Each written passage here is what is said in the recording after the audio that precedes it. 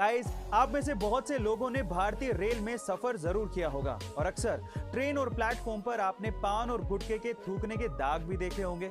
अब थूकने वालों का तो क्या ही जाता है, जहां चाहा वहां थूक दिया।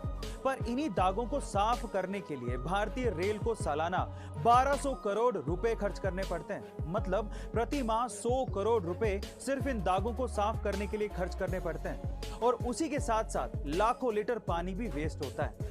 एक तो तंबाकू और गुटखा खाने से सेहत खराब होती है, ऊपर से जहां तहां थूकने से हजारों लीटर पानी और करोड़ों रुपयों का नुकसान भी होता है। थोड़ा समझिए और जिम्मेदार नागरिक बनिए। तंबाकू का सेवन ना करके खुद को बीमारियों से बचाइए और देश को जल संकट से भी बचाइए। एक स्ट्रगलिंग एक्टर जिसके पास ना काम था ना पैसा, मजबूरी में आकर उसे अपनी बीवी के गहने बेचने पड़े। मकान मालिक ने घर से बाहर निकाल दिया, इसलिए रातें उसे बस स्टॉप पर रहकर गुजारनी पड़ी। अपनी भूख मिटाने के लिए उसे $25 में अपना फेवरेट कुत्ता तक बेचना पड़ा। लेकिन एक दिन उसने मोहम्मद अली का मैच देखा, उससे इंस्पायर होकर 20 घंटे लगातार बैठ के उसने स्क्रिप्ट लिखी और स्क्रिप्ट को लेकर एक प्रोड्यूसर के पास गया। उस प्रोड्यूसर को स्क्रिप्ट इतनी पसंद आई कि वो उसके लिए $1,25,000 देने को तैयार था। लेकिन इस बंदे ने शर्त रख दी कि इस मूवी में लीड रोल वही करेगा, जो कि प्रोड्यूसर को नागवार था। उस प्रोड्यूसर ने उसे कहा कि मैं तुम्हें $2.5 लाख देने को तैयार हूं स्क्रिप्ट के लिए, लेकिन वो बंदा टस से मस नहीं हुआ। फाइनली उसे हीरो बनाया गया उस मूवी में और मूवी को रिलीज किया गया। उस मूवी का नाम था रॉकी, जो कि सुपर हिट साबित हुई। बंदे का नाम है सिल्वेस्टर स्टेलोन। जिस बंदे को $25 के लिए अपना कुत्ता बेचना पड़ गया था, आज वो $500 मिलियन का मालिक है ना। एक बाप जो बहुत ज्यादा शराब पीता था, उसके 2 बेटे थे।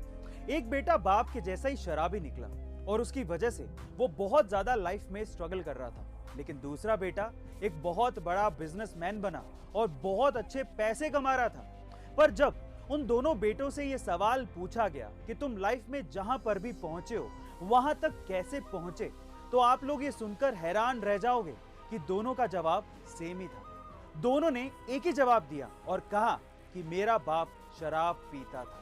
गाइस, इसका बहुत गहरा मतलब निकलता है। आप लाइफ में वही बनते हैं जैसा आप डिसीजन लेते हैं। आसपास की कंडीशन ऑलमोस्ट सभी के लिए वही होती है जैसी आपके लिए है।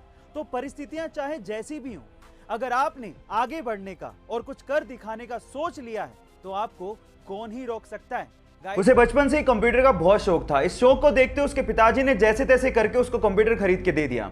लेकिन इसके चलते वो 10वीं क्लास में फेल हो गया। लोगों ने तो यहां तक कहना शुरू कर दिया, जो 10वीं क्लास का एग्जाम नहीं पास कर पाया वो जिंदगी में क्या करेगा। लेकिन उसे अपने पैशन पे भरोसा था। एक दिन एथिकल हैकिंग का उसने सेमिनार लिया और उसने डिसाइड कर लिया कि मैं एथिकल हैकिंग में अपना भविष्य बनाऊंगा। फिर क्या था, अपनी मेहनत के चलते आज वो लड़का बड़ी बड़ी कंपनीज जैसे कि Facebook, Apple, Google, Yahoo, Microsoft के प्रोग्राम में बग यानी कि कमियां ढूंढ के करोड़ों रुपया कमाता है और उसके अलावा साइबर क्राइम में वो पुलिस की मदद भी करता है। Yes, I am talking about Manan Shah. Guys, यहां सीखने लायक बात यह है कि अगर आपके पैशन में आपको भरोसा है, सो आप एक दिन जरूर सक्सेसफुल होगे।